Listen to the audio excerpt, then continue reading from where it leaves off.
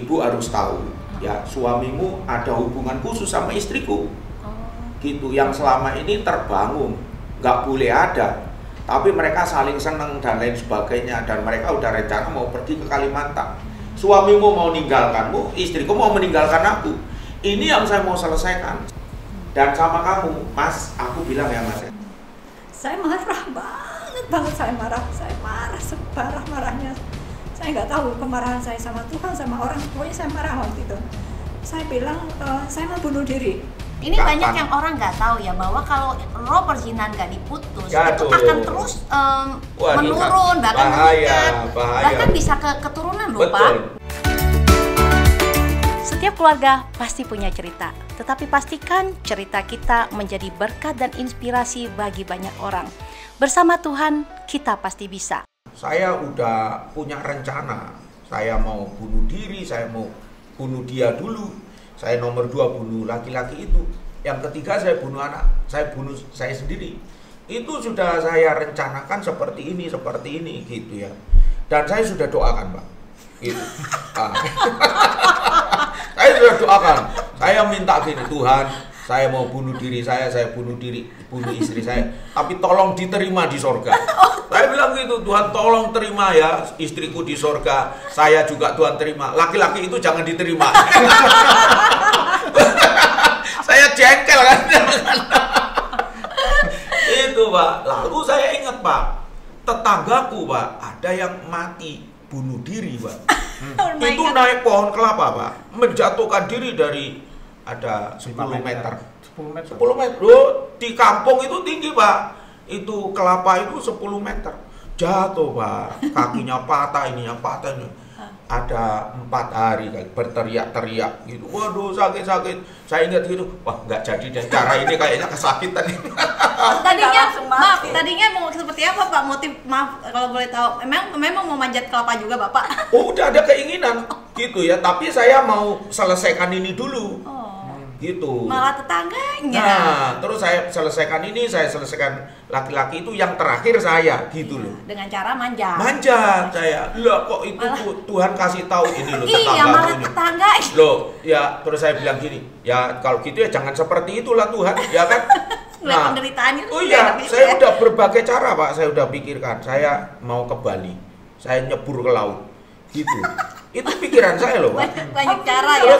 Iya. Saya mikir gini lagi, Tuhan ingetin, lah kamu bisa berenang emang bisa mati? Oh iya ya, gimana dia? Seperti Yunus ya? Nah, pokoknya saya pengen yang sukses gitu, karena saya udah berdoa, itu. Tuhan saya mau pakai cara ini. Terus akhirnya saya mau bunuh dia, nggak tega, ya kan? Mau bunuh laki-laki itu, saya mikir, ya udahlah, biarinlah dia mau nikah sama dia, biarin. Yang penting saya aja selesai. Jadi saya udah berniat saya mau bunuh diri saya sendiri. Saya biarin dia mau sama laki-laki itu. Pokoknya saya mau selesaikan diri saya sendiri. Gitu Pak. Oh, akhirnya dari yang tadi emosi mikir-mikir, nah, dari yang tadinya 3 korban jadi 1 korban. Nah, akhirnya itu pilihan saya. Dan saya udah nekat ya waktu itu ya. Boleh saya tanya, jadi tapi nggak sempet kan akhirnya? Ya nggak jadi kan, saya masih hidup. Maksudnya ada sempet melukai diri atau apa terus diselamatkan masuk rumah sakit? Oh enggak ya? Karena saya kalau melukai diri saya itu menurut saya bodoh itu. Akhirnya akhirnya pikiran nggak jadi melakukan bunuh diri itu akhirnya pas kapan Pak? Pas di mana? Saya udah mau di apa itu di Banyuwangi itu kan ada kereta api itu, jalur kereta api. Saya udah ke stasiun, jauh dari stasiun saya udah jalan, terus saya udah pokoknya ada kereta api lewat saya langsung di sini kan, itu maksud saya itu supaya nggak terlalu lama menderita, gitu kan. Tapi saya udah doa, Tuhan pokoknya saya mau diterima di sorga. Gitu. Kalau Tuhan nggak terima di sorga, awas nih, karena saya udah melayani Tuhan udah lama Tuhan. Gitu Pak saya Pak. Terus akhirnya ada kereta api lewat beneran Pak. Saya, Tuhan ini dia waktunya Tuhan, ayo Tuhan gitu. Terus Tuhan tuh kayaknya ingetin, kamu tahu nggak itu kereta api itu besi? Oh iya ya. Iya. Nggak jadi saya. Gimana? Nggak jadi. Ya. Itu kebaikan Tuhan kalau saya rasa. Iya, benar. Gitu. Terus saya akhirnya pulang. Jadi sebenarnya itu emosi aja. Iya, marah. Saya ini marah karena kebodohan saya sendiri, kecewa. Saya marah sama diri saya sendiri, saya marah sama istri saya, ya kan? Saya marah sama laki-laki itu. Iya. Nah, seperti itu. Kemudian akhirnya jadi kemarahan yang sebenarnya udah di luar batas, tapi akhirnya Tuhan yang memberikan pikiran ke Bapak. Itulah luar biasanya Tuhan ya, Pak ya. Iya, betul. Iya. Kalau Bapak sendiri waktu tahu masalah pria ini dengan istri Bapak, itu hubungan Bapak dengan Ibu semakin seperti apa? Loh, kacau, Pak. Di dalam rumah berantem juga atau? Ya sering, udah nggak cocok, udah. Tapi walaupun saya nggak cocok, saya nggak rela kehilangan dia. Jadi gitu masih cinta sebenarnya, masih sebenarnya masih cinta. Saya ingat waktu itu dia ambil surat nikah gitu ya, Bu. Dia ambil surat nikah, kan? Ini tapi ini teman-teman, ini zaman kebodohan ya. Kan waktu itu kan kita bertobat ini ya. Buktinya kita sekarang udah baik-baik semuanya. Amin. Nanti waduh, pikiran teman-teman, waduh sampai hari ini enggak. Itu dulu ya. Ini kata kuncinya ya teman-teman ya. Itu dulu. Nah, oke, Ma, lanjut, Ma. Ini memang pendeta gitu ya. Jadi selalu ingin menasehatkan ya. Iya. Oke. Ya, jadi dia udah surat nikah itu udah dikeluarin, dia buang, dia mau robek segala macam, dia kasih semacam surat pernyataan dia tulis sendiri di sebuah kertas, kita mau cerai gitu ya kan. Dia yang minta dalam hati aku baca. Oh, oke, karena saya gini. Waktu itu saya dalam kondisi yang tenang dalam arti gini, walaupun gitu belum terjadi, saya memutuskan sama pria itu mau pergi dan lain sebagainya, tapi mengingat dia juga punya keluarga, tapi saya sempat terus mengolah nanti anak saya bagaimana, tapi waktu itu saya tetap artinya dalam kondisi tenang. Kalau itu keputusanmu, saya bilang saya setuju, tapi kalau keputusanmu dalam kondisi emosi maksudnya, ya terserah kamu, saya siap gitu. Jadi kalaupun misalnya cerai waktu itu, saya siap gitu loh. Tapi jangan dalam kondisi kemarahan, dalam kondisi tenang aja. Karena saya saya masih punya masa depan panjang dong. Kalau saya menderita terus sama dia, gitu kan, saya rugi waktu, rugi banyak lah gitu ya kan. Potensi saya gitu. Saya pikir. Maksudnya Ibu masih mau tetap bisa tapi berdamai dengan suami, maksudnya waktu gitu. Itu. Maksudnya pikiran itu karena mungkin Ibu berpikir kalau pisah dengan tidak baik-baik nanti bakal repot, anak masalah banyak ribut gitu ya, maksudnya ya. Tapi kalau pisahnya baik-baik, ya sudahlah, anak sama saya, nanti anak sama kamu, sama mertua, itu udah clear kan. Di luar sana juga melakukan hal yang itu. Dulu. Flashback ya, flashback. Nanti sampai pada bagaimana pemulihan. Iya, seperti itu sih akhirnya. Kita akhirnya Pak Yusuf memilih untuk kembali, artinya dia peluk saya, seperti maksudnya dia nggak rela beneran. Saya gini, bener gitu loh, maksudnya dia tidak merelakan saya untuk berpisah atau dengan orang lain gitu. Dia menangis sejadi-jadinya, merasa dia kehilangan saya katanya gitu. Widih, keren banget ya, ternyata dia sayang sama saya sih gitu ya. Jadi dari awal situ udah mulai tuh dia banget saya dituntun, dikasih, disayang gitu kan. Terus sudah mulai berubah. Lalu setiap kali mesbah doa dia ada beberapa permintaan untuk punya pelayanan lagi, kembali ke kota. Jadi setiap sore dia bilang, aku mau pelayanan balik ke kota, Ma. Ya udah, akhirnya dia duluan yang pergi, saya masih di Banyuwangi di daerah gitu ya.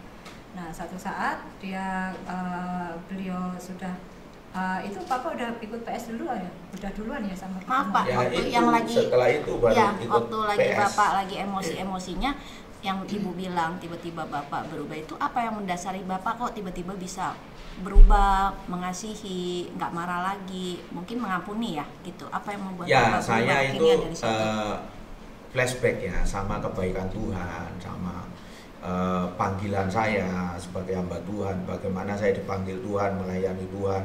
Itu kayaknya saya flashback lagi gitu. Oh, Bapak berarti ada ambil waktu untuk merenungi semua kejadian ya setelah bahkan sebelum itu ya? Saya memutuskan untuk menjadi hamba Tuhan.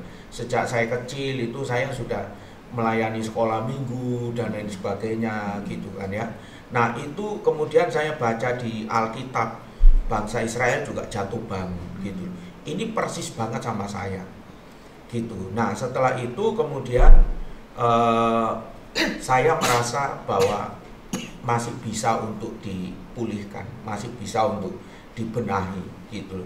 Lalu setelah saya membuat perubahan-perubahan dalam kehidupan saya, dia kok seneng itu loh Bu, dengan perubahan-perubahan yang tadinya saya kalau dia ngomong Pak itu genteng bocor ini, itu bukan cuma di camp loh Bu.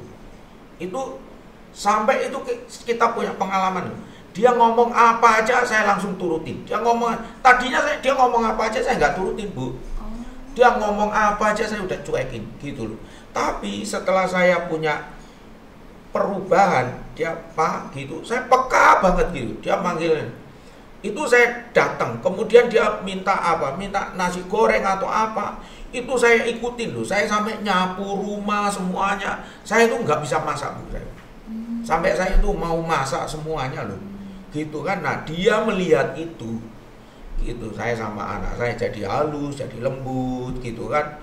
Nah sejak dari situ akhirnya dia juga ingin ada perubahan. Nah tapi luar biasa ya Bapak yang tadinya udah dihianatin istilahnya ya, kesel mau bunuh ya, lagi sebenarnya ya sama lah, saya ya. juga mengkhianati dia kan. Iya betul. Dengan tapi kekerasan kan saya ya. Prian kan biasa lebih emosi, tapi akhirnya Bapak bisa turun emosinya begitu drastis, Bapak merenungi, flashback, dan kemudian Bapak ada niat mau mengubah. Itu luar biasa ya Pak ya, hati yang nah setelah itu kan saya ikut camp Pria Sejati ya. Oh setelah Bapak mengalami perubahan ya. Itu bersamaan lah ya. Jadi saya sedang dalam mencari sedang lagi mau mencoba bangkit lah ya Pak. Ketemu camp Pria Sejati I see. gitu. Setelah itu baru saya praktekkan. Saya praktekkan, kemudian dia lihat. Dia lihat, kemudian dia juga ngomong, aduh aku juga pengen berubah, dan lain sebagainya. Bener. Kalau memang kamu mau berubah, aku mau ketemu sama laki-laki itu. Loh, ngapain? Emangnya masih maksudnya beliau Bu, suami. Jadi ketika kita dalam masa pemulihan, masa mau mencari jati diri dalam pemulihan itu, kan hati nurani sudah mulai bicara ke Pak Yusuf ini. Jadi dia ngomong pengen sama beresin. saya pengen beresin. Jadi mulai dari seakar-akarnya. Katanya dia aku mau temuin laki-laki itu. Mau ngapain? Mau minta maaf, klarifikasi. Iya, mau klarifikasi. Nah, setelahnya ya memang dia lakukan. Mau menyelesaikan. Iya, betul, membereskan hati. Terus akhirnya tadinya dia nggak kasih. Tadinya dia nggak kasih karena takut nanti berantem dan lain sebagainya gitu. Tapi saya meyakinkan dia, aku janji tidak akan ada berantem, tidak akan. Kalaupun dia mukul, saya nggak akan mukul.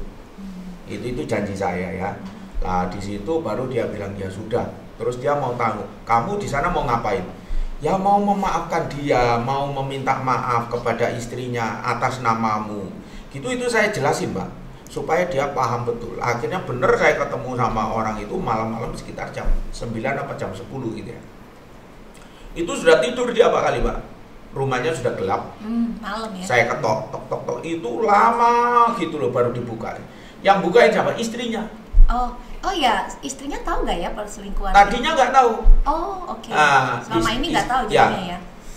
Sorry, yang buka dia yang buka, terus istrinya baru nyusul dari belakangnya dia. Nah begitu dia ngelihat saya, terus saya kan bilang ya assalamualaikum gitu kan. Nah, dia juga kaget, siapa malam-malam gini kan. Dia buka, begitu dia buka, wah kaget dia. Saya nggak kaget dia yang kaget. Loh, ngapain kamu kesini? Saya bilang ini, loh, seharusnya saya yang marah sama kamu, bukan kamu yang marah sama saya. Gitu. Saya dendam loh sama kamu. Kamu harus tahu kan. Terus istrinya di belakang dia langsung, ada apa ini? Ada apa ini? Waduh, saya panggil Pak RT. Ada apa ini? Bu, tenang aja Bu. Saya janji tidak akan ada yang berantem. Saya bilang gitu. Saya janji Bu, saya tidak akan mukul siapapun. Kalau saya dipukul, saya nggak akan balas. Ini janji saya Bu. Tapi mohon izin saya dikasih waktu kesempatan 2 menit atau 3 menit saya mau jelasin. Oh iya ya masuk. Wah itu laki-laki udah salah tingkah. Karena istrinya belum tahu ya. Nah, belum tahu istrinya kan. Dia duduk, terus istrinya duduk di sampingnya, di kursi panjang itu ya. Saya di kursi yang satu begini. Saya langsung berlutut saya di depan mereka berdua itu. Saya bilang, Bu, Ibu harus tahu ya, suamimu ada hubungan khusus sama istriku. Gitu, yang selama ini terbangun, nggak boleh ada. Tapi mereka saling seneng dan lain sebagainya, dan mereka udah rencana mau pergi ke Kalimantan. Suamimu mau meninggalkanmu, istriku mau meninggalkan aku. Ini yang saya mau selesaikan. Saya, Bu, hari ini minta maaf ya, Bu ya, sama Ibu. Saya mewakili istri saya minta maaf. Dan sama kamu, Mas, aku bilang ya Mas ya, saya panggil namanya ya, nggak usah saya sebut namanya.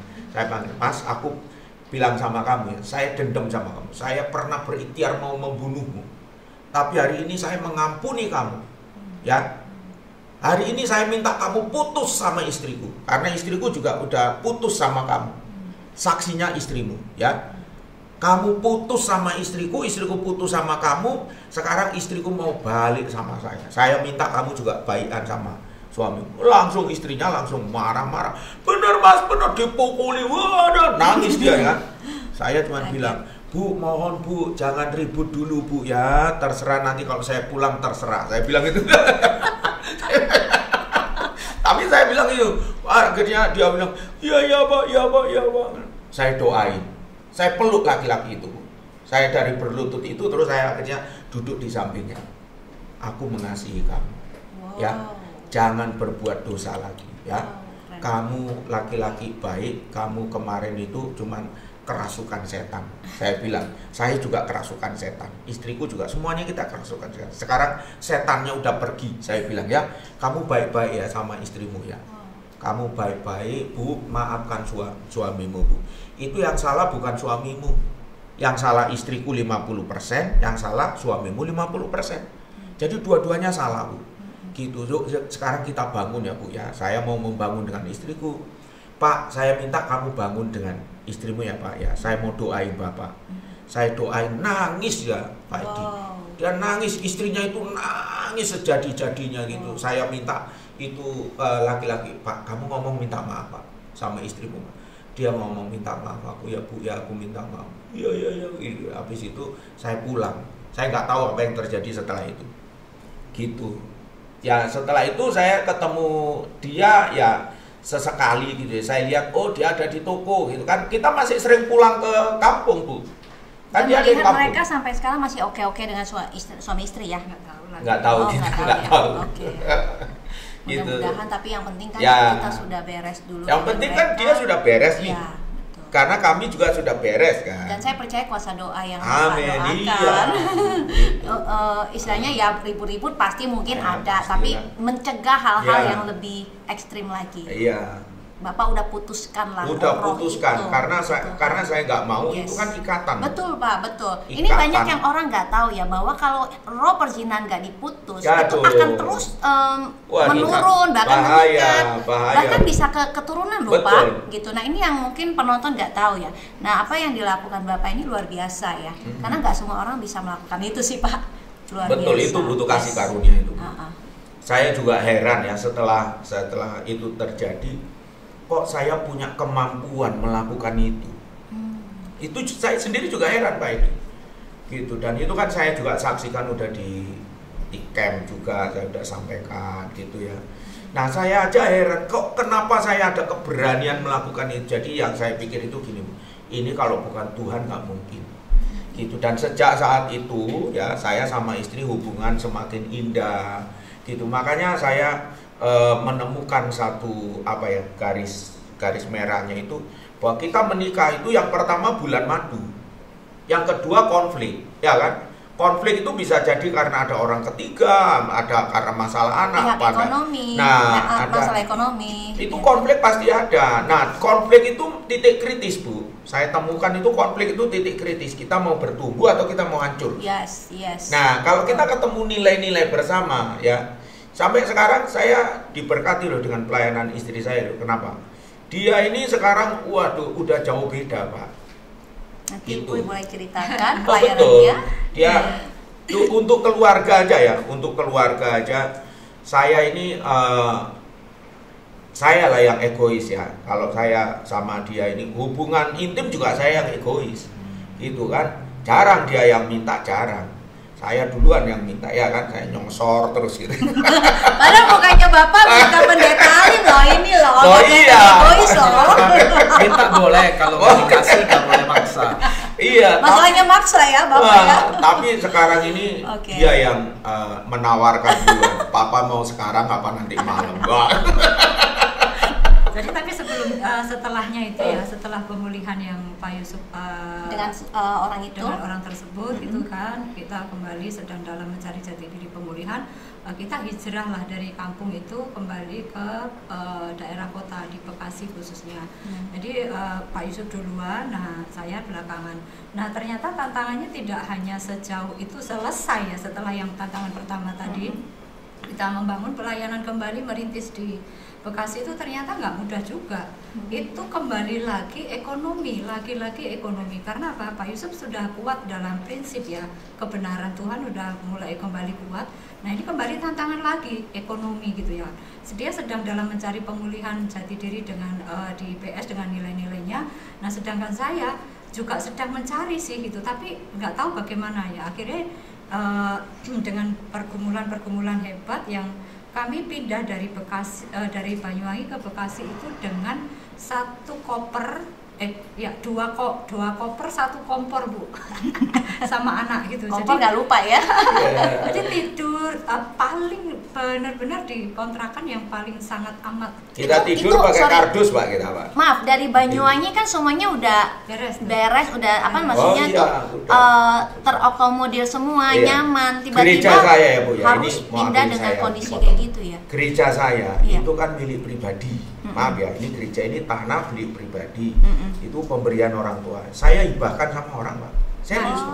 Itu awalnya. Itu kita malah ya. hibahkan sama Oke. orang. Nanti Nah Ibu itu cerita. awal dari konfliknya kembali. Karena Jadi, merasa ini ya. ya kan saya gini, ketika beliau membawa kami di Bekasi ini, kalau misalnya ada tabungan aja untuk kita hidup, ini Betul. nggak ada sama sekali. Iya. Minus sampai minusnya Pak. Saya punya anak. Iya dong kan, kita wanita, kita ibu punya anak gitu kan. Sampai berkali-kali saya tanya sama suami saya, Pak, kenapa itu pelayanan gereja yang di Banyuwangi itu kenapa tidak mau sih digantikan dengan uang? Kita butuh loh di sini. Misalnya untuk kontrak rumah, untuk beli alat musik, untuk perintisan. Berkali-kali setiap ngomongin itu ribut. Setiap ngomong itu ribut karena dia nggak mau. Suatu saat Maaf, jadi benar-benar Bapak tinggalin semua untuk penerus Kita berikut hibahkan. ya, hibahkan semuanya Kita ya jangan Pak tanda ya. tangan Bu, di atas. Oh, nggak ada apapun yang Bapak ambil dari situ ya. Wah, luar Itu biasa. milik pribadi loh itu. Wow. Nah dari situlah saya nggak terima. Saya nggak terima dalam arti ini saya sedang dalam proses ya. Iya. Proses oke, kembali lagi ekonomi oke, kalau soal hati sudah clear, artinya dalam masa pemulihan. Nah ini ketantangan lagi buat saya pribadi. Saya bilang udah setiap kali kurang lebih 2 tahun kalau nggak saya konflik hati tentang pemberian beliau ini. Saya satu kali saat sudah saya capek ngomong dengan keras, saya ngomongnya dengan lembut aja deh, Pak.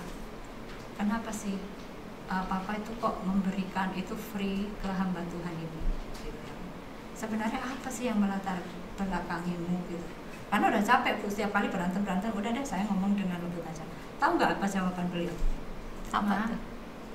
Bajuku ini pemberian Tuhan, celanaku ini pemberian Tuhan, dasi, kaos kaki, sampai celana dalam itu pemberian Tuhan. Dalam hatiku waktu itu goblok. Kesel Bu. Jawabannya rohani sekali pendeta soalnya ya. Udah dalam, wah aku benar-benar dalam hati goblok. Saya Masih hidup di bumi, Bro. Iya beneran, ini saya sakit loh, sakit Anak, karena ada biaya. anak. Istri juga pemberian Tuhan. Nah itu lain Pak. Lain. Nah, mulai dari situ loh, aduh goblok bego. Nah ini saya pergumulan lagi nih Pak, Iya. bukan beliau yang jadi Iya. saya antara nih ya, udah oke lu kalau kamu istilahnya dunia aku kasih ke kamu kan dapat semuanya, karena dunia ini udah Tuhan, maksudnya Tuhan kasih ya kan, dunia dan segala isinya itu udah Tuhan kasih. Iblis pun istilahnya ada di situ gitu, antara dua pilihan. Jadi ketika kamu mau ikut dunia silahkan, seisinya akan kamu dapat. Tetapi kalau kamu ikut Tuhan, kalau kamu ikut aku, resiko dan konsekuensinya kamu sama aku. Itu yang nancep sekali di otak saya. Saya udah turunin koper Bu waktu itu. Saya udah turunin koper, saya mau pulang. Dia bilang pulang Banyuwangi. Iya. Dia bilang gini, udah pulang aja. Aku nggak cari kamu. Wah, dalam hatiku semakin ini semakin perang. Saya semakin perang antara beneran ini saya mau tinggalin, saya mau ceraiin. Kalau kemarin kan dia. Nah ini saya kembali. Wah kalau saya ceraiin, wah saya cewek matrek banget gitu loh, istri hamba Tuhan gitu ya, matrek banget ya gitu, kamu matrek banget gitu. Nah satu saat kalau kamu ikut Tuhan, kamu akan dapatkan aku gitu. Aduh Tuhan, ini gimana lagi, saya pergumulan panjang sampai waktu itu hamil anak saya yang kedua. Dan kadang-kadang egonya juga muncul masih Bu, egonya kadang masih muncul. Kalau marah dia pergi aja gitu, belum diselesaikan, hati saya sakit gitu. Suatu saat saya udah emosi banget ketika hamil, saya tidak mendapatkan kebahagiaan, malah penderitaan. Saya itu berdiri di dapur saya di belakang, saya itu ambil gelas, saya lemparin ke tembok. Saya marah banget, saya marah semarah-marahnya. Saya nggak tahu kemarahan saya sama Tuhan, sama orang, pokoknya saya marah waktu itu. Saya bilang, saya mau bunuh diri. Saya udah ada mau dalam otak pikiran saya itu saya mau siramkan waktu itu minyak tanah gitu ya. Saya mau siramkan minyak tanah, ada dalam kondisi mengandung ini karena kesakitan saya. Saya mau siram tubuh saya dengan minyak tanah, saya mau bakar diri saya. Cara saya berimajinasi untuk bunuh diri. Karena nggak kuat Bu, nggak kuat banget karena ada anak-anak gitu. Dan itu udah bener-bener ya, ya itu betul. Udah di ujung titik. Ya makanya sampai bidan itu ketika saya periksa bidan atau mau melahirkan itu dibilangnya saya itu kurang gizi. Karena memang kondisi ekonomi memang nggak ada untuk kontrak rumah, untuk biaya hidup gitu. Sampai satu hari anak saya itu mau berangkat sekolah, nggak ada kendaraan, dia itu jalan kaki, itu ada berapa kilometer. Dalam kondisi sakit demam waktu itu. Saya bilang, angkat tangan Tuhan. Ini bukan seperti ini. Bukan seperti ini kondisinya. Itu saya harus merelakan anak saya. Dan nggak tahu dah suami saya tahu apa. Jalan kaki sendiri itu anaknya? Iya, jalan sendiri sekolah. Udah gede? Oke. Waktu itu masih kelas 4 SD kalau nggak salah, masih yang pertama itu. Jauh loh. Ya, jauh. Terus dalam kondisi hamil juga, waktu itu kami tidur di lantai dengan kasur yang sangat tipis gitu ya. Bangun pagi-pagi, Bu tahu waktu itu hujan semalamnya, bangun pagi saya gini, piak loh, kok ada air, ternyata itu air udah masuk, kita nggak berasa, ternyata ada airnya udah masuk, ada genangan air di rumah gitu. Nah ini sakit bukan seperti ini Tuhan. Lalu angin ribut waktu itu, hujan itu sampai plafonnya itu sudah goyang-goyang, pagar depan itu pagarnya itu pagar bambu. Kembali lagi saya angkat, Tuhan, di tengah-tengah kegalauan masih tetap saya ingat, Tuhan, ini akan jadi saksi, ini akan jadi cerita kesaksian saya bahwa Engkau Tuhan yang hidup. Waktu itu saya pegang gitu. Dalam kegalauan saya terus-menerus saya antara. Tapi sorry deh, yang tadi mau bakar diri itu gimana emosi? Akhirnya Ibu redakan ya, apa? Reda Tuhan sendiri. ngomong apa waktu itu? Nah, dengan berjalannya waktu, ketika itu saya sambil cuci piring berlanjut ya Bu, hari lepas hari gitu ya kan. Ada saya dengar pujian. Waktu itu ada Avi Junior, masih anak Avi Junior, dia nyanyi satu pujian, dia bilang ini, ku tak membawa apapun juga saat ku datang ke dunia, ku tinggal semua pada akhirnya saat ku kembali ke surga. Seolah itu air mata bercucuran antara hidup dan mati, karena itu tadi pilihan saya mau bunuh diri atau ikut Tuhan gitu ya. Ketika ada suara pujian itu saya menangis sejadi-jadinya, seolah-olah Tuhan bilang gini, lu kamu besok kalau mati cuma 2x1, baju yang kamu pakai cuma itu aja, lalu kamu mau bawa apa sama aku? Warisan apa yang kamu tinggalkan selama kamu tinggal di bumi? Itu benar-benar terekam di otak saya. Jadi waktu itu terus menerus, akhirnya saya bilang dan memutuskan, oke Tuhan, aku ikut Engkau. Nah ketika itu ada damai sejahtera yang mengalir di hidup saya, pengampunan demi pengampunan terhadap suami, saya bangun hubungan pribadi saya dengan Tuhan sekuat apapun pilihan yang saya ambil gitu ya, sampai terus menerus akhirnya oke Tuhan, dalam arti satu itu sudah keputusan suami. Saya tidak bisa membalikkan. Betul. Untuk pemberian, dia memberikan pelayanan gereja itu kepada orang lain ya. Kondisi keluarga kami juga dalam berantakan, tapi saya memutuskan untuk ikut Tuhan. Dan selama berproses itu saya ikut WB, saya ikut terus menerus mencari WB. Mungkin ada yang nggak tahu ya, itu camp wanita ya, wanita bijak, pemulihan wanita bijak ya, sebuah camp wanita gitu. Dan saya dipulihkan, dan satu saat saya melihat satu pembicara, saya nggak banyak itu sih, saya cuman gini, oke deh Tuhan, nanti saya mau seperti dia gitu ya, kok bisa, maksudnya jadi berkat, jadi pembicara waktu itu. Nah terus dengan berjalannya waktu, berproses sampai pada masanya Tuhan benar-benar, kita memang yang nggak ada apa-apa. Satu saat ada teman hamba Tuhan telepon, ini Pak, itu maaf, kondisi ekonomi masih belum membaik lah ya, belum membaik. Tapi hati ibu sudah mulai bangkit, mulai mau pulih, ya. Terus ada teman telepon, ada orang ini mau berkunjung nih gitu, waktu itu masih pelayanan perintisan juga. Oh ya, jadi ada seorang ibu bersama-sama rekan tim pelayanan hamba-hamba Tuhan itu berkunjung tempat kami, Pak. Lalu mereka bawa sembako, satu paket aja sih waktu itu. Kita sudah sangat amat tertolong waktu itu. Lumayan hidup beberapa hari, ya kan? Udah lumayan tertolong. Tadinya yang makan Indomie satu rame-rame, 1 liter beras itu jadi bubur berhari-hari. Saya tuh sampai pernah bilang sampai sampai pinjem, mohon maaf ini, pinjem ke tetangga 50.000 jadi omongan. Tapi itu terpaksa banget. Saya pergi dari rumah sampai ke toko warung, itu dari warung sampai ke rumah saya bercucuran air mata. Tuhan, tidak seperti ini, bukan seperti ini rencana Tuhan gitu. Karena sakit banget Pak kondisi kekurangan. Ini saya potong ya Bu ya. Ini penting kenapa saya harus potong. Karena prinsip saya dengan prinsip dia beda. Gitu. Saya memang banyak kacau lah ya.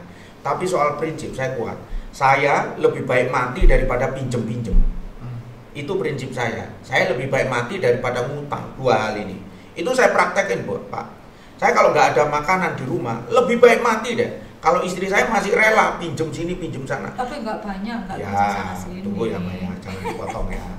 Nah, ini kan beda prinsip, gitu loh. Saya nggak setuju dengan dia pinjam, walaupun 50.000, walaupun 5.000. Kalau saya lebih baik mati, kenapa? Karena kan ada ayatnya, gitu loh. Paulus pernah mengatakan lebih baik titik. Ya, lebih baik mati daripada titik gitu. Salah saya tadi. Lebih baik mati daripada titik. 2 Korintus pasal 9 kalau saya nggak salah. Titik-titiknya itu apa? Itu lebih baik mati daripada ngutang dan pinjem-pinjem. Ada penafsir yang berkata begitu. Itu saya terapkan, Pak. Gitu. Tapi itu juga nancep sih di prinsip saya juga nancep. Jadi artinya tidak selalu saya ngutang-ngutang, enggak. Cuma 1 kali itu aja. Kepepet banget. Kepepet banget. Hilaf. Tapi memang benar yang Pak Yusuf kasih doktrin itu ke saya, itu nancep banget. Dan saya sampai hari ini pun menerapkan hal itu gitu. Jadi karena saya pikirnya gini ya. Luar biasa. Kalau memang kita harus mati, siapa yang malu, Pak Edi? Ya, kalau kita melayani Tuhan, ya. Tuhan yang malu, itu prinsip saya. Biarin aja masuk di seluruh koran dunia, ya kan? Ada pendeta yang mati kelaparan, Tuhan lo malu sendiri lo Tuhan. Prinsip saya gitu, makanya. Jadi sebenarnya Pak, artinya kita yakin Tuhan akan memelihara kita. Ini hanya sementara, hanya sementara yang itu menderita. Iman. Dan kita tahu Tuhan itu penyedia kita. Itu prinsip saya itu kayak gitu, ya kan beda sama wanita.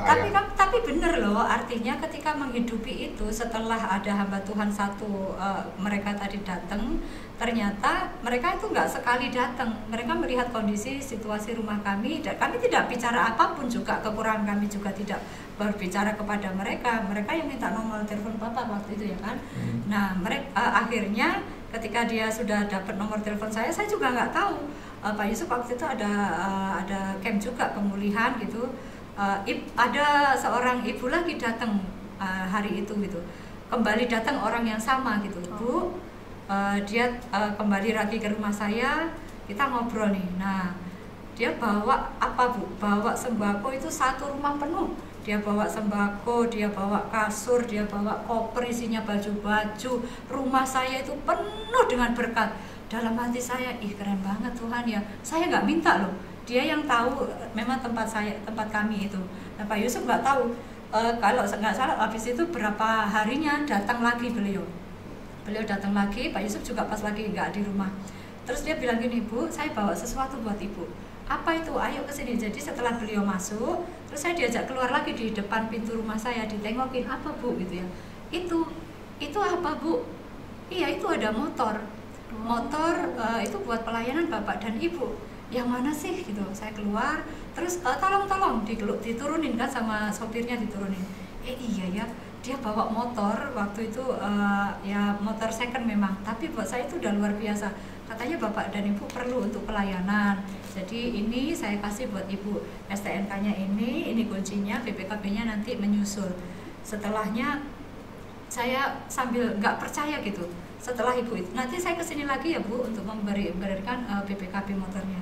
Setelah beliau pulang, saya sentil-sentil itu apa namanya, ban motornya. Oh iya bener. Dikirain Fata Morgana ya. Iya, mimpi. Bener mimpi. Beneran loh, dikasih motor gitu. Terus saya coba cek gitu, bunyi iya. Saya bawa keliling dalam nama Yesus. Terima kasih Tuhan. Di komplek itu saya pakai motor gitu, pemberian orang. Beneran ya, ini kalau bener berarti kuncinya, STNK-nya, BPKB-nya pasti dikasihkan. Dan ternyata bener, waktu suami saya pulang, saya tutupin kan itu buat surprise, tapi saya nggak tahan mau cerita, gitu kan, Pak kita dapat motor gitu. Siapa yang kasih? Ibu itu, nanti mau kesini lagi. Nah ceritanya berikutnya datang lagi ibu itu datang lagi. Nah Pak Yusuf ada di rumah, kita ngobrol lah sama ibu itu. Ngobrol demi ngobrol sana sini. Nah Pak, ini dikasih lagi BPKB motornya ini. Udah sekarang gantian Bapak yang wow. Sebentar, tinggal dikit lagi. Nah, biar seru, ibu itu ya datang, lalu dia sudah ngomong, Bu, minggu depan saya datang jam seperti ini, jangan kemana-mana sama Pak Yusuf, harus ada di rumah. Jadi hari Sabtu yang berikutnya minggu depan itu saya nggak kemana-mana Pak. Itu ya, kita udah siap, dia datang langsung kasih BPKB, terus setelah itu ngobrol minta didoakan, pulang dia.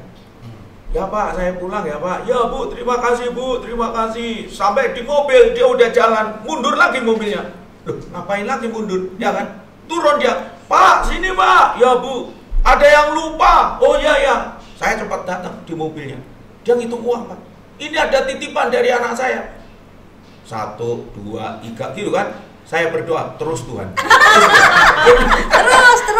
terus. Sampai 5 juta itu. Wow. Saya gemeter Pak. Okay. Saya Pak. Saya, ya, Bu, terima kasih ya Bu. Ya Pak, ini buat Pak Yusuf pokoknya. Ya udah saya kasih ke dia kan. Setelah itu saya tanya dia, "Ma, tadi taruh di mana uangnya?" Di bawah kasur. Aduh, jangan taruh situ. Terus di mana? Di lemari. Di lemari. Karena kasur bisa kena air ya nanti ya. Terus dia di lemari, terus saya tanya, "Taruh di mana, Ma?" Di lemari. Aduh, jangan taruh di situ. Taruh di mana? Taruh di tas. Hati saya nggak tenang, Pak. Gara-gara uang 5 juta itu. Terus saya bilang sama dia, "Udah kita ke bank aja. Kita ke bank, BRI tutup, BCA tutup, semua bank tutup." Saya tanya sama satpam, "Pak, kenapa bank tutup, Pak?" "Iya Pak, kalau hari Sabtu semua tutupnya." Oh Tuhan Yesus tolong, bodoh banget saya ini. Itu sejak itu saya bilang ini, udah lama ini uangku di kamu kan, di mana hartamu berada di situ hatimu.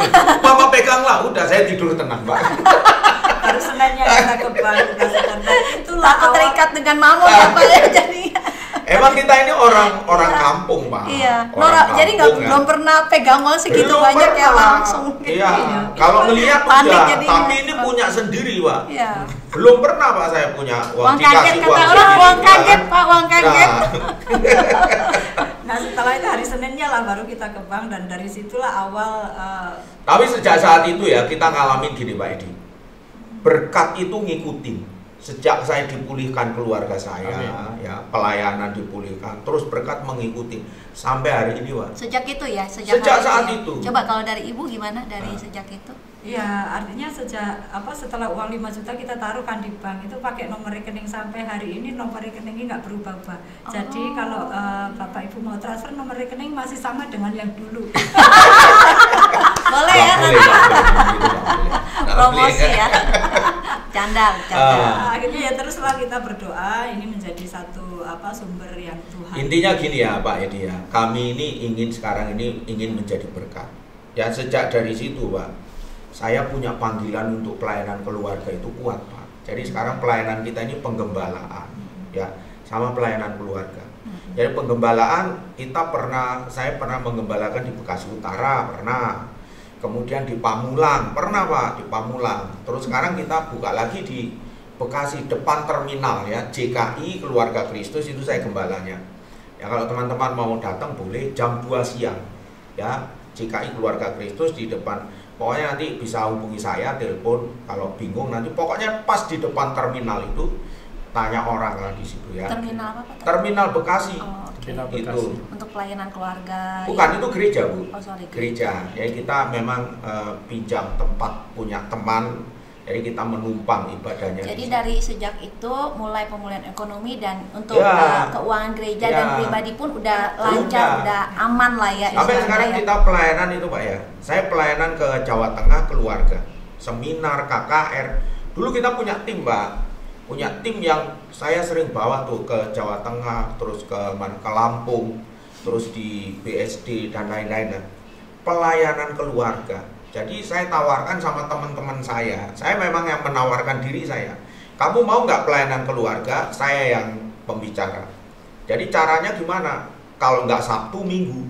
Kalau Sabtu dari pagi bisa 3 sesi. Tapi kalau Minggu cuma 2 sesi setelah ibadah raya.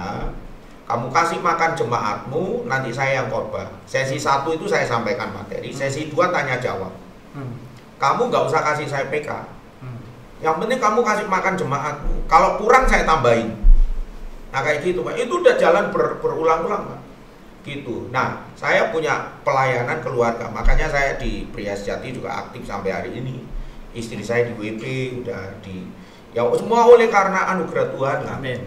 Kita menikmati Pak. Kita enjoy dan kita memberi hidup itu di situ. Dan saya prinsipnya gini. Kalau saya udah terjun, saya nggak mau setengah-setengah. Saya semuanya hati saya, pikiran saya, tenaga saya. Totalitas. Total saya di situ. Penggembalaan, termasuk sekarang ada hal baru buat saya. Saya akhirnya ikut Pak Edi tuh bisnis. Tapi bisnis saya lain bukan bisnisnya Pak Edi. Tapi artinya bahwa Tuhan mulailah mengangkat kita, ya, mulai dari ekonomi Tuhan angkat. Kalau saya pelajari itu karena dari pemulihan keluarga dulu, ya kan? Saya bisa menerima istri saya apa adanya, dia menerima saya. Untuk mengampuni istri saya itu nggak gampang Pak Edi. Untuk mengampuni suami saya Yes, juga Tidak nggak gampang. Semua ini kasih karunia. Betul gitu. Jadi sama-sama mengampuni. Betul. Intinya itu di situ ya. Ini memang pilihan ya. Artinya gini, saya juga mau ada seperti mungkin buat teman-teman di luar sana gitu ya, yang punya pergumulan berat, khususnya bagi kaum wanita atau ibu-ibu ya, baik itu ekonomi ataupun masih bergumul untuk suami-suami yang masih sontoloyo gitu. Percayalah bahwa ketika pilihan kita itu tepat, yaitu Tuhan. Amin. Selama kita masih istilahnya terkoneksi lah hati nurani kita ke Tuhan, percayalah pasti Tuhan bela. Amin. Gitu. Contoh kalau saya sendiri gitu, makanya tadi kan saya ada 2 pilihan kan. Ayo mau ikut dunia atau ikut Tuhan. Kalau ikut dunia ya udah seisi dunia kamu akan dapatkan, tetapi binasa.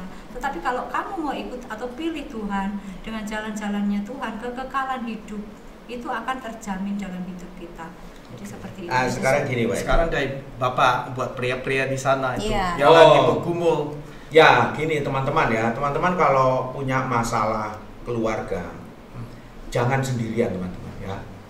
Anda butuh orang lain. Jangan merasa Superman, jangan, nggak ada.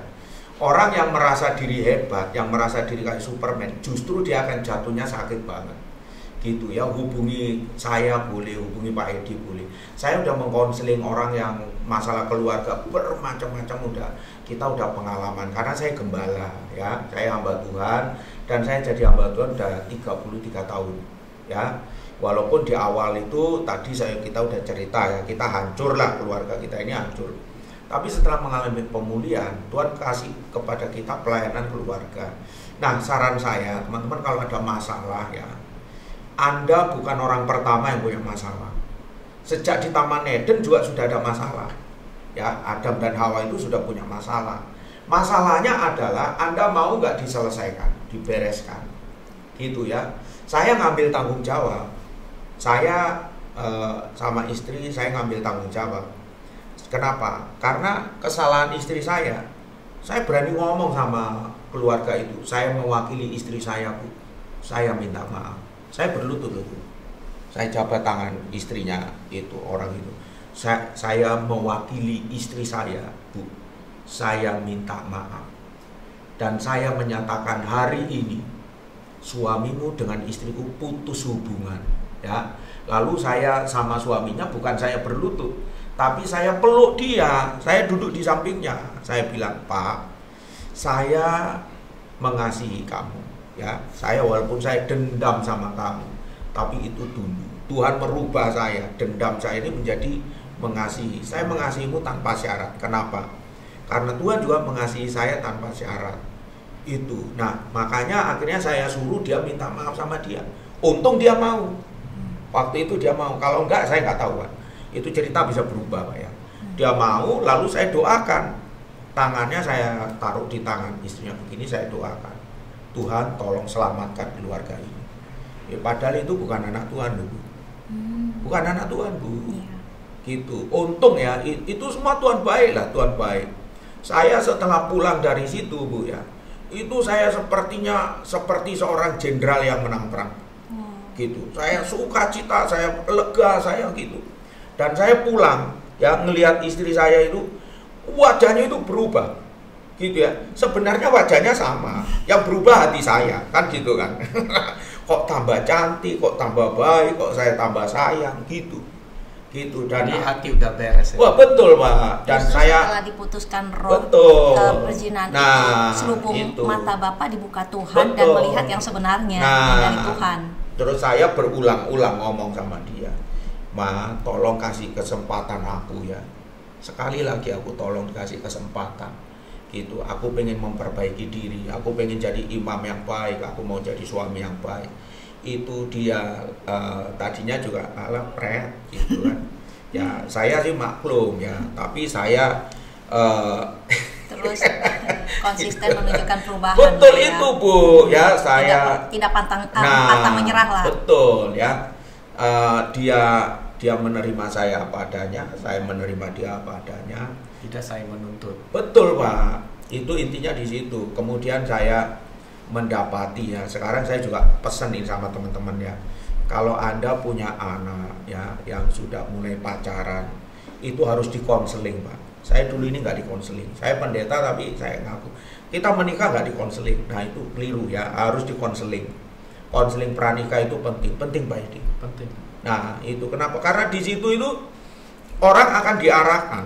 Kamu nanti menjadi suami itu seperti ini. Sekarang sebenarnya gereja ada yang namanya bimbingan pranikah. Oh iya, iya. Kalau sekarang saya juga ada, Bu. Saya kalau mau menikahkan orang, saya 12 sesi, Bu. Betul, 12 ya, Pak. Iya, Itu 12 kalau sesi. nggak ikutin Nggak boleh saya nggak menikah di gereja itu iya, ya, Pak ya. saya Ada nggak nggak mau. sih, Pak? Saya mau tanya Bapak sebagai yang udah pendeta banyak gereja melayani tuh ada nggak gereja yang tidak ada BPN-nya terus menikahkan?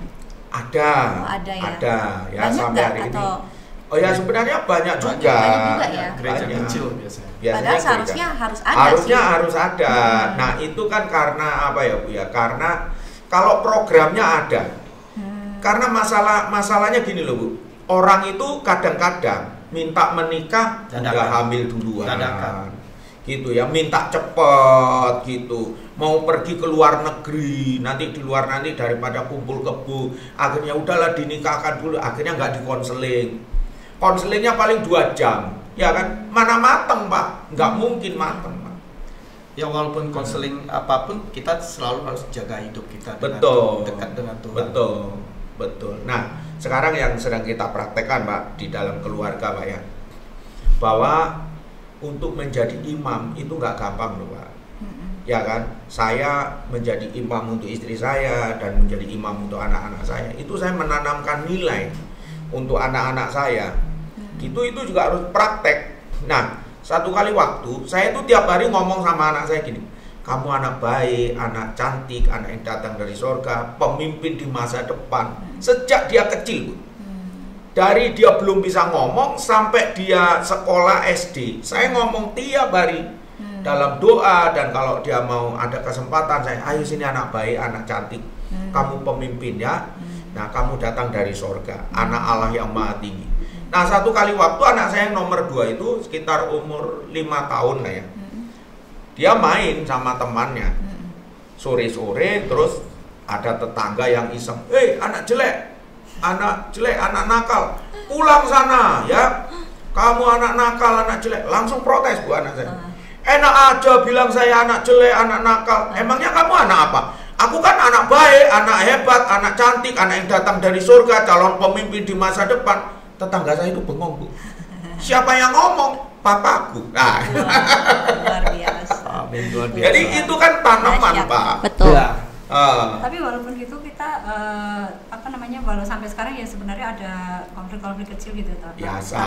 Tapi ketika kita punya nilai yang sama yang diterapkan, baik itu suami saya, baik itu saya, jadi kita on the way gitu. On the way Amin. dalam arti koridornya Tuhan. Jadi artinya tuh setelah waktu badai diizinkan Tuhan terjadi, kemudian bapak dan ibu tuh sempet lah yang namanya emosi, udah sampai membunuh gitu kan. Tapi karena firman Tuhan itu kuat di dalam dasar hati bapak dan ibu, dan puji Tuhan suara Tuhan lebih pekak gitu ya, dan memilih mengikuti jalan Tuhan. Jadi luar biasa itu ya. Kita sudah mendengar kesaksian dari Pak Yusuf dan Ibu Lulu ya. Mereka sebagai hamba Tuhan juga tidak luput dari namanya pencobaan, ujian di dalam pernikahan mereka.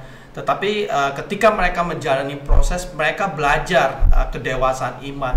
Karena seorang hamba Tuhan juga sebagai manusia punya kelemahan, dan kita harus belajar selalu menggantungkan diri kita di hadapan Tuhan. Ya, pernikahan itu adalah sebuah perjalanan proses yang panjang. Ya, mungkin orang menikah di fase yang awal 2-3 tahun, mereka masih saling mengenal, saling cinta, masih kuat, tetapi perjalanan tergantung bagaimana proses mereka terus mempertahankan cinta yang ada dengan kasih Tuhan yang luar biasa. Jadi sungguh sangat luar biasa Pak Yusuf dan Ibu Lulu yang kesaksian yang sangat membangun, bahwa mereka di luar sana juga yang hari ini mereka mendengar, mereka mungkin ada di posisi seperti ibu bapak yang mereka alami, mereka bisa belajar dengan bertahan dan percaya kepada Tuhan. Saya percaya Tuhan selalu memberikan jawaban indah pada waktunya. Amin, amin. Yes. Ya, jadi sahabat-sahabat, seperti firman Tuhan berkata bahwa rancanganku bukan rancanganmu, jalanmu bukanlah jalanku. Seperti tingginya langit dan bumi, demikian tingginya jalanmu dengan jalanku, rancanganku dengan rancanganmu. Jadi kadang-kadang dengan melihat daripada apa yang sudah kita dengar dari narasumber kita yang luar biasa ini, kita melihat kadang-kadang mungkin bukan hanya Ibu Lulu dan Bapak Yusuf yang sempat mengalami depresi yang super tinggi seperti itu. Mungkin teman-teman juga mengalami. Tapi ingat, waktu kita memilih jalan Tuhan adalah jalan yang terbaik. Ya, sering dunia bahkan roh-roh jahat ingin membelokkan jalan dan hidup kita itu ke jalan yang bukan daripada Tuhan, dan kita tahu jalan yang bukan daripada Tuhan ujungnya pasti binasa. Demikian juga kita sering di dalam masalah badai, kita sering ingin menggunakan logika kita, emosi kita, kedagingan kita, menggunakan rancangan kita, bahkan rancangan ini menghabisi orang, membunuh, membalas dendam ya dengan cara apapun. Kadang-kadang membalas dendam juga bisa dengan cara selingkuh, meninggalkan pasangan, itu seperti pemberontakan. Tetapi ingatlah, bukan rancangan Tuhan seperti itu, tetapi rancangan Tuhan penuh damai sejahtera. Nah teman-teman, jika teman-teman saat ini sedang mengalami pergumulan dan masalah yang sehebat apapun, saya percaya tidak ada yang lebih besar daripada kuasa Tuhan buat hidup teman-teman dan kita semua. Kami sudah mengalami kemenangan di dalam Tuhan. Saya percaya teman-teman pasti akan mengalami, asal kita mau terbuka, kita mau taat, kita mau tetap memilih jalan Tuhan yang terbaik. Nah teman-teman, jika saat ini teman-teman ingin dikuatkan dan ingin bercerita, share pergumulan, silakan boleh kirim direct message ke kami, ke TikTok dan Instagram kami. Dan juga jangan lupa untuk mendukung kami di channel kami ini, Keluarga Hati Ilahi. Like, comment, subscribe saudara, itu akan sangat membantu mendukung kami untuk boleh terus semakin berkembang channel ini, memberkati banyak keluarga-keluarga termasuk saudara. Dan juga kami sangat menghargai komentar-komentar penonton. Untuk kami, boleh saran dan kritik buat kami akan sangat senang sekali. Ya. Terima kasih Pak Yusuf. Terima kasih. Terima kasih Sama-sama, Pak Yusuf, Mbak Pak Edi. Edi. Luar biasa Ya. kesaksiannya, boleh memberkati banyak orang ya. Terima kasih sudah menonton YouTube channel Keluarga Hati Ilahi. Tuhan Tuhan Yesus Yesus memberkati. Setiap keluarga pasti punya cerita, tetapi pastikan cerita kita menjadi berkat dan inspirasi bagi banyak orang. Bersama Tuhan, kita pasti bisa.